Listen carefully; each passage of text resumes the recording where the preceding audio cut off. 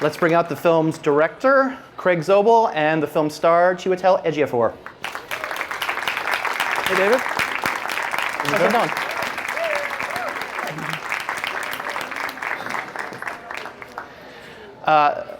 Let's start from the beginning. Were either of you familiar with this book prior to coming on to this thing? Well, since my last name is Zobel, I'm kind of familiar with things that have Z surrounding them. So I was familiar with it. I hadn't read it until after I read the script, though, actually.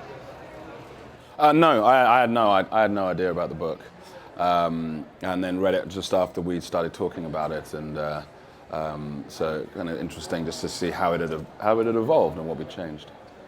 I know I was joking in the intro that, I'm sure when people were thinking about filmmakers to bring on to adapt this, that your name was probably somewhere around the middle of the list as opposed to the top.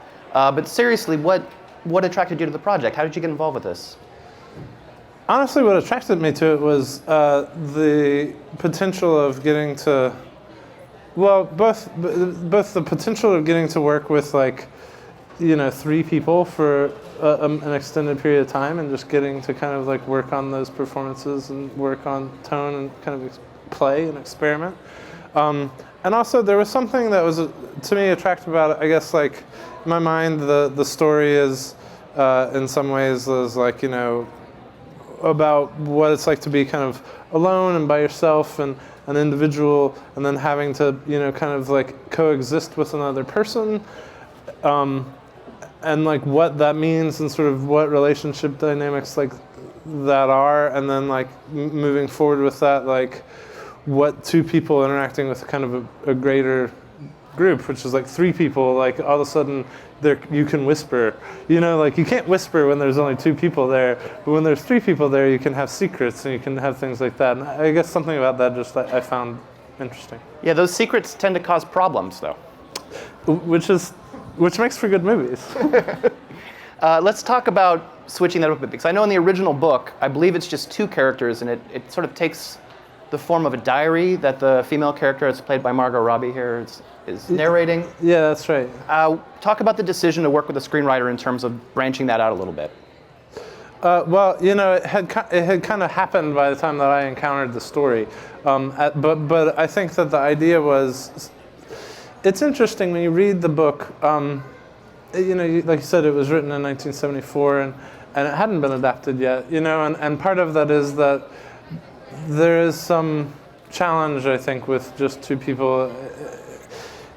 You tend to have a good guy and a bad guy, and that kind of is all that there is. And so there is some sort of tension that kind of can work in a diary format, I think I always joked that Robert O'Brien pitched his editor that he wanted to write the Diary of Anne Frank after an apocalypse, because that's kind of what it reads as. Yeah.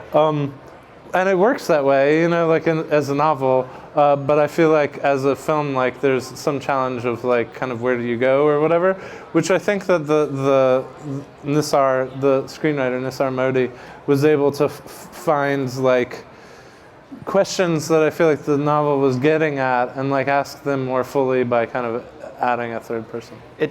You wouldn't think that it would necessarily branch that particular story out, and yet it does beautifully, especially once Chris Pine, who's the third angle of this love triangle. Love triangle, would you call it that? Of a three-character piece, shall we say, comes into play. We're going to show you another clip up here. This is when the two characters initially meet.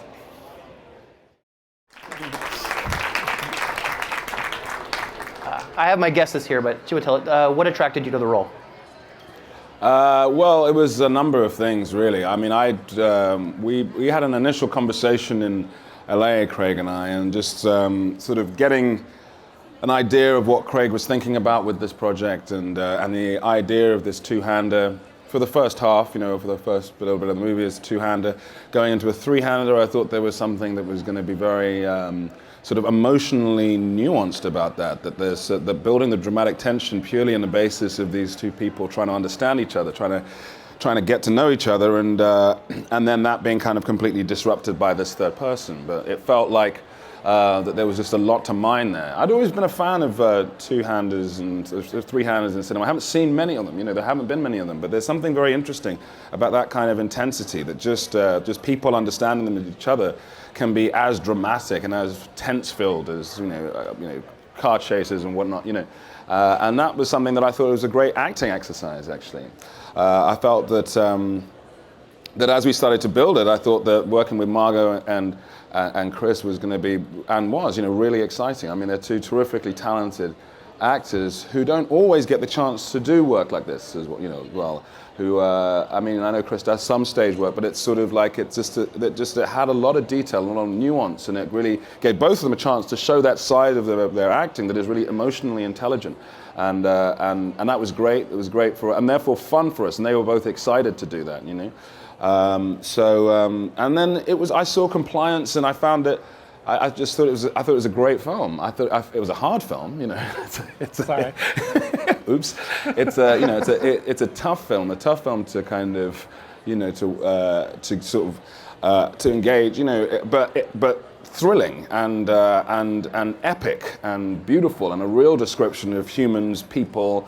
And sort of a real muscular description of that, and the fact that it was all shot, most of it shot inside the fast food joint, but had this kind of epic quality was, I thought, remarkable, and I felt that Craig was the perfect person then to take something like this, which also has that kind of, because there's only three people, that is sort of small in that way, and I felt like Craig could really make that something really epic and beautiful and truthful and honest and kind of raw.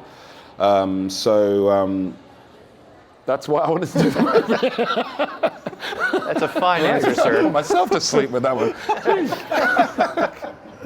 No, but it's interesting to see what you do with this material, because like you said, it is very actor-driven in a lot of ways. It starts off as a two-hander, eventually becomes a three-hander, and the performances have to shoulder a lot of the drama. And yet you have these beautiful landscape shots, and you really feel like it's this fourth character, this kind of tainted landscape that's consistently on the horizon.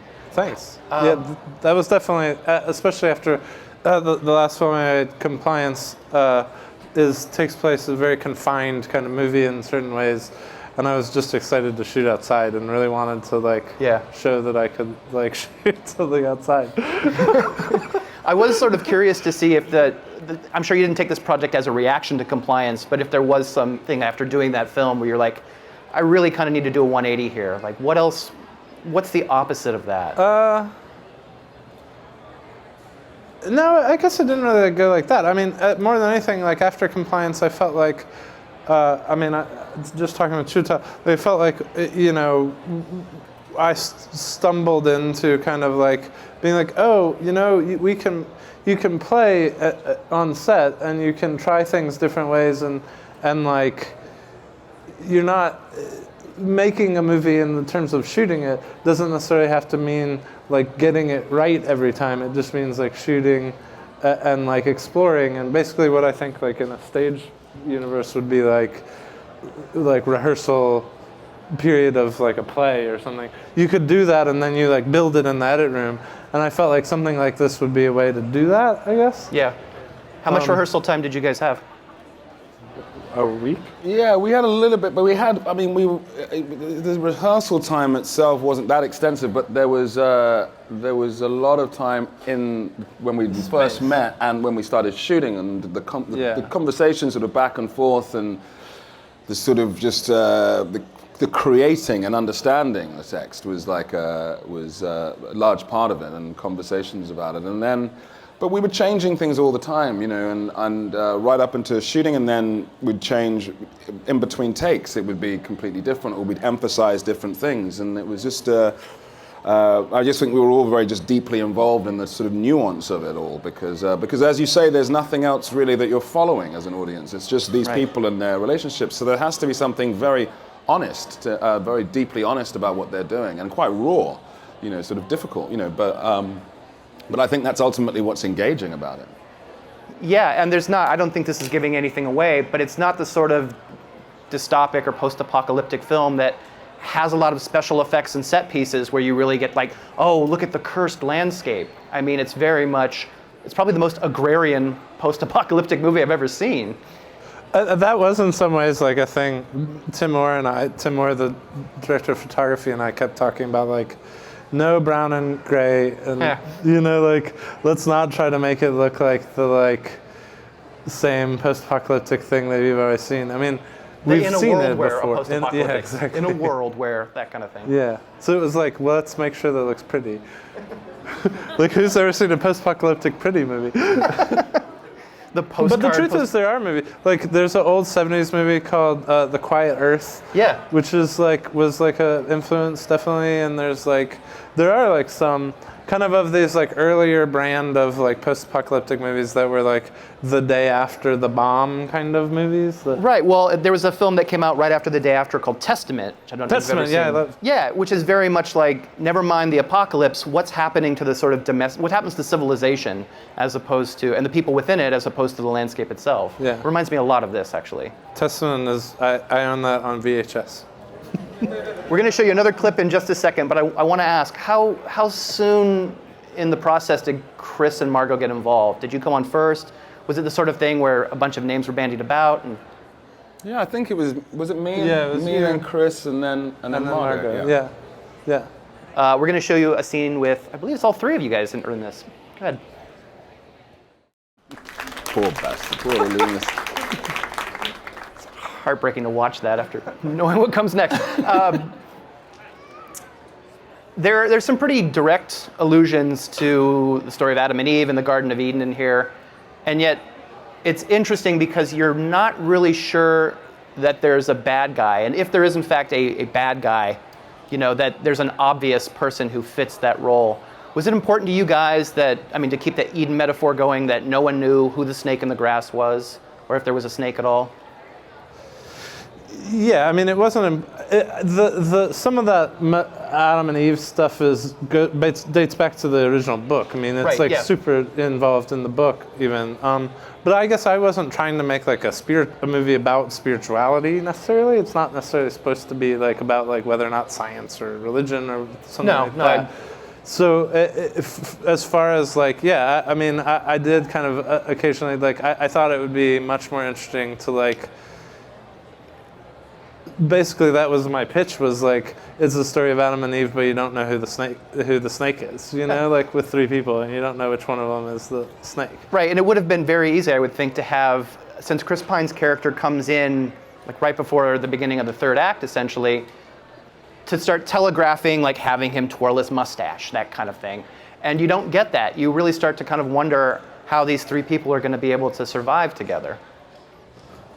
Well, good. Yeah, that was definitely like the hope was that we kind of subverted that a little bit, at least. Tried to avoid that as much as we could. How did filming in New Zealand affect the way you guys approached the characters and stuff? Because I imagine like you're isolated, you were pretty far from everything. I'm given to understand there wasn't a lot of phone service. Yeah, kind of on your own. There wasn't. Yeah. Yeah, we were on the South Island, which is, as you see in the film, is absolutely beautiful to look at. It's very remote, and there's a small kind of, cast and crew, and so we were just a little pack, just a little gang of us, and that felt completely right for the project. And it was very unplugged. It was like a half-mile walk to get to this little box, and next to the box, if you stand 2 feet away from it and turn a little bit to your left, you can get 1 bar of signal on your phone, type thing. So at lunchtime, everybody's walking off to see if they can get, Yeah. And it took 45 minutes to drive to the nearest gas station. So by the time that you got back, you were like a quarter out of gas already. Yeah. Yeah. When I got to New Zealand, all the drivers, on the thing, you drive in the cars and there'd be a little clinking sound, like everywhere you go. There's a little clinking sound. You get into the car, and I just thought it was the car first of all, but then I got into another car, there's a little clinking sound, and I said to the guy, what's the clinking sound? I said, it's a 24 pack of booze. Just in case you ever get caught out. Because everything shuts early, so everybody's got a crate of beers in the back. So it's that kind of thing, it's that kind of culture. It's fun, but it is quite isolating. It was perfect for this, and it was perfect for the kind of the quiet sort of stillness and reflective nature of even trying to make a film like this and trying to make that kind of, as you said, that's sort of the Adam and Eve, but kind of for reals of it all, you know. It really lends itself to New Zealand, because also New Zealand looks like this sort of hyper beautiful version of the planet Earth. It looks like crazy, Earth if there weren't any people. It's like how Earth should be, you know, how it was designed or something, you know. So it's an incredible place to make this film. You know, it's interesting. The subject of race does not come up in the film except for once. And it's very interesting where it comes up. Can you talk a little bit about that? Because it could have been something that was just not discussed whatsoever, but where it falls in terms of the story, to me, is just incredibly fascinating. Yeah, you'd say this better than me. Well, I mean, you know, obviously, I guess in a way, race wasn't a part of the book. But as soon as I came on and we'd had the conversation and I decided that I wanted to do the film, it seemed obvious to me that there are a number of themes in the film that are large themes. There's the themes about sort of gender and the relationships and the normalization of the relationships between men and women. There's themes about justice and government, morality, ethics, so on. And there's race and religion, you know, and I felt that was an important thing to kind of to talk about, that actually none of those things mattered. None of it matters when it's just the two of them. You know, when it's just Loomis and Anne. Race, religion, government, nobody cares about it, you know, because it's just two people engaged in trying to figure out their relationship. Religion to an extent, though.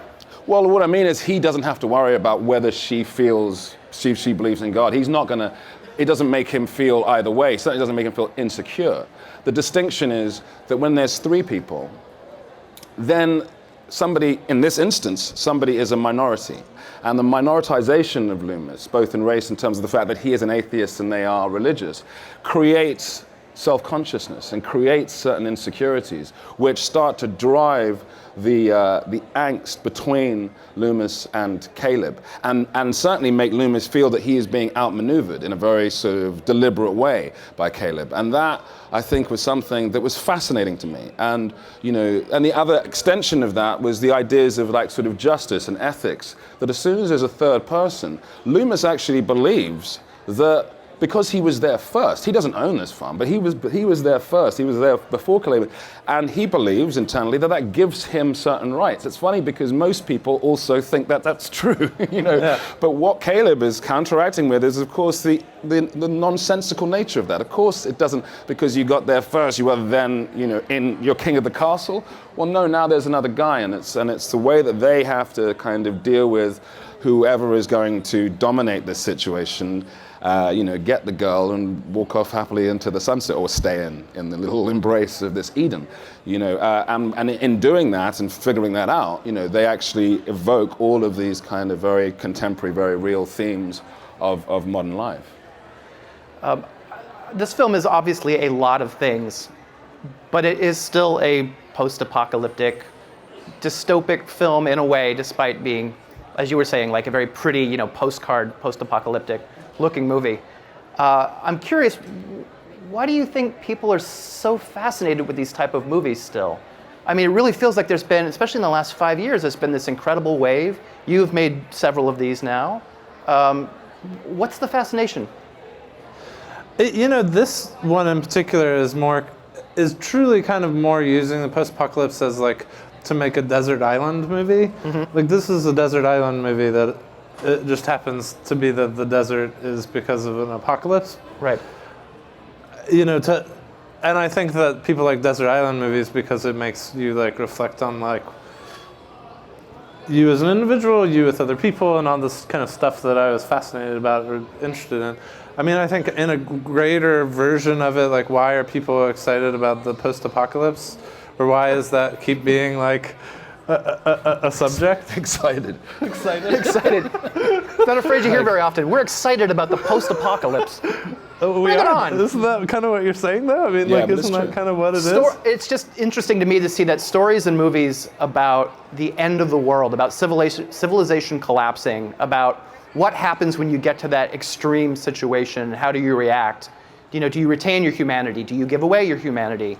Yeah, because people are interested in what the core is of of humanity, of mankind, and somehow stripping that all away is a way of exploring what would remain, what traps people would fall back into, if they had a chance to essentially start the slate clean. I think that's constantly fascinating, And there's, I think, a little bit of a like, could we do it? Like, would I survive? Would I be the, everybody? It creates like an easy way to kind of like be able to like, it's fun like to like imagine like whether or not you would be the, it's like I would be the hero in World War Z that would bust through the whatever. I think that there is some attraction to that. Yeah, I could see you doing that. Yeah, I could see you being that hero. I would be like, be first on the floor. We're going to take some questions from the audience. Hi, thank you for coming. I have 2 questions. First, in terms of post-apocalyptic worlds, time always seems ambiguous. Whenever you write a story for this type of genre, do you ever say, okay, this is way in the future, this is present day, and it's a year later? Or is it sort of left ambiguous for a reason, so we can just imagine it's any place, any time? And secondly, for Chiwetel, I have to ask this. Before you did Red Belt, did you know any martial arts prior to that? Thank you. You had to ask that? It's like, I can't take it. Not much. Is the answer. A little boxing, but yeah, not much. As far as like time and place, like, we talked about it, the interesting thing is the book like is very contemporary to its time.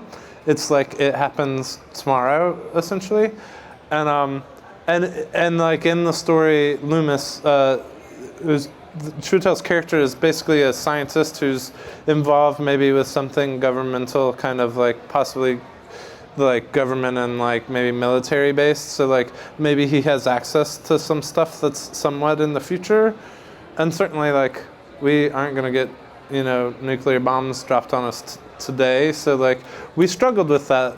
Well, yeah.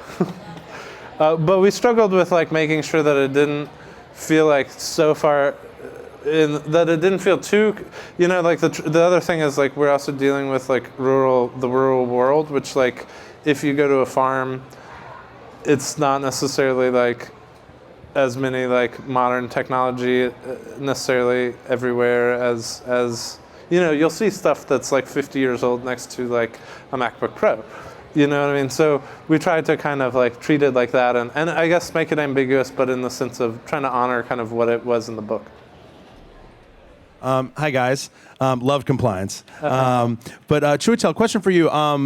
Being in a film that was as highly regarded and as important as 12 Years a Slave, I would love to know, when in the timeline of that film, making that picture and the awards that came after it, did you sign on to do this? And did doing a film like that add an extra layer of importance to your next project? Also, the contrast between doing a movie that was such an ensemble cast, working with so many great performers and sharing the screen with them, and then coming to literally only sharing the screen with 2 others. What the differences there going into it just as a performer? Yeah, it was a very exciting challenge, and in the sort of timeline of it, I'd shot 12 years and then taken a bit of a break, and then had wanted to do something else and do something new rather, and so that's when I met up with Craig, and that was maybe about half a year later or something like that, and we started talking about it, and we didn't shoot it until like I was deep in the awards season actually, so it was a bit of respite to fly out to New Zealand and get into this, and then fly back for BAFTA and Academy Awards and so on. But it was, it was a very interesting contrast to suddenly just work on something that's sort of very pared down and just very kind of quiet in a certain way, but just dealing, I think, with these kind of epic themes and great actors. Nice. From a director and actor's standpoint, what was the toughest thing to bringing these characters to life? And also, Chiwetel, I'm a big fan. Thanks. Well, I think it was just the importance of like making sure that they had, I would say it had like, kind of like, even if it wasn't necessarily spelled out on screen, that we kind of knew what their backstories were, what their history was. Yeah, they had to have a very strong inner life, these characters, because they're the only ones that you're following, and so there's nowhere else to look really. So you have to be very, very quickly caught up to speed with the kind of people that they are. which means I think the challenge for us as actors is we had to make sure that we had an in-depth understanding of these people going in, because there's never a point where they explain themselves or the other character simply explains them, because they don't know each other. They've just met. So. And as the film gets more kind of subtle and more nuanced, you have to have such a strong understanding of the characters in order to really follow the drama. Because by the end of it, if Anne looks left instead of right, looks at Caleb instead of Loomis, it's telling a whole and completely different story. And so, you really want the audience to be just completely on top of that and truly aware of these characters. And I think that's why we had to do so much sort of detailed work on the front end to hopefully get to that place. What were the challenges of preparing the actors and the rehearsing and the preparation for the movie, and how long did it take to prepare? Well, we only, I think, rehearsed, like we said, for like about a week. But we were kind of there in the experience. It's not like we were like clocking out and then like going off to our lives outside of the movie. We were kind of like in the experience the whole time. But honestly, like the plus of having like only 3 people on set is that you get to spend a lot of time on set figuring it out as well. So yeah, we kind of did a lot of it in front of the camera, to be honest. Yeah. Yeah. What kind of challenge do you have? Did you have to like during the movie on a isolated place like New Zealand? Besides the communication, the cell phone problem, what kind of like productions problems did you have? Like, did you have to face anything? Yes. Challenge? Yes. Yeah, it was very remote. So like if a thing broke, like I said, it was 45 minutes to the nearest gas station. So the nearest like motion picture camera rental house was quite very far away, so there was a lot of like doubling of like all of our gear and things like that, and yeah, it was quite extensive. We were also shooting in places. There's a waterfall that you saw a little bit in that clip, that multiple scenes in the film take place at the waterfall, and we ended up having, it essentially took helicopters to kind of get down into that waterfall and stuff. So yeah, it was at times surprising to me, even though I was prepared for it to be isolated. It was still very isolated. The good news, I would think, is that you guys had lots of 24 packs of beer around. Yeah, exactly. So in case something did go wrong, you're all set. It's fine. not a problem. Thank you so much for coming. Thank you. Thanks a lot.